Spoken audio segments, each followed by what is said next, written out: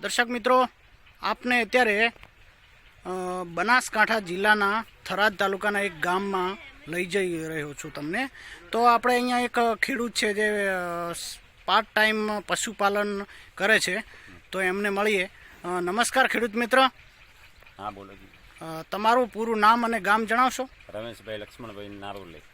થોડા ઉતાવળાવતથી બોલો. રમેશભાઈ લક્ષ્મણભાઈ નારોલી પટેલ. રમેશભાઈ લક્ષ્મણાભાઈ નારોલી, હા. ગામ નારોલી. હવે રમેશભાઈ, તમે જે તમારા પશુપાલનને જે અમારો CFC પાવડર ખવડાવ્યો છે એ કેટલા સમયથી આપ્યો છે? અમે 15 દિવસ જેવા થઈ ગયા છે. 15 દિવસ. તમે અત્યારે કેટલી ભેંસો દોવો છો? હાલમાં 4 ભેંસ દુવા દે છે. 4 ભેંસ દોવા. હા, તો એમાં તમને શું ફાયદો લાગ્યો? અમને દૂધમાં વધારો લાગ્યો. અને દૂધમાં કેટલો વધારો લાગ્યો? દૂધમાં લીટર જેવો વધારો લાગ્યો એક ભેંસ પાછળ. એક ભેંસ પાછળ 1 લીટરનો વધારો લાગ્યો. 1 લીટરનો વધારો લાગ્યો. અને ફેટમાં? ફેટમાં 1.5 થી 2 નો વધારો છે. 1.5 થી 2 નો વધારો છે. આ કેટલા દિવસનો તફાવત છે?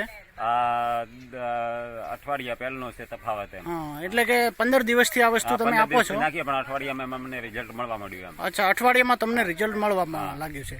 દર્શક મિત્રો, આપ જોઈ શકો છો કે આ ભેંસ છે. આ ભેંસો જે 4 ભેંસો તેઓ દોઈ રહ્યા છે, તો એક ભેંસ પાછળ 1 લીટર દૂધ અને 1.5 થી 2 ફેટ નો એમને વધારો લાગ્યો છે. તો શું તમે આ પાવડરથી સંતોષ છો? હા, સંતોષ. તમને મોંઘું નથી પડતું? અમને મોંઘું નથી પડતું. અને પગારમાં કેટલો અંદાજિત વધારો થયો છે? પગારમાં તો અંદાજે અત્યારે તો હજી પહેલો પગાર છે એટલે કઈ ખબર ન પડે, પણ અત્યારે લાંબા સમય ખબર પડશે કે કેવો. બરાબર. તો જે આપણા દર્શક મિત્રો જે ખેડૂતો છે એમને તમે જે પશુપાલન કરે છે એમનું તમે શું સંદેશ આપો? એને નંખાય CFC લેવાય. આ CFC લેવાય, નંખાય, પશુ નંખાય. બરાબર.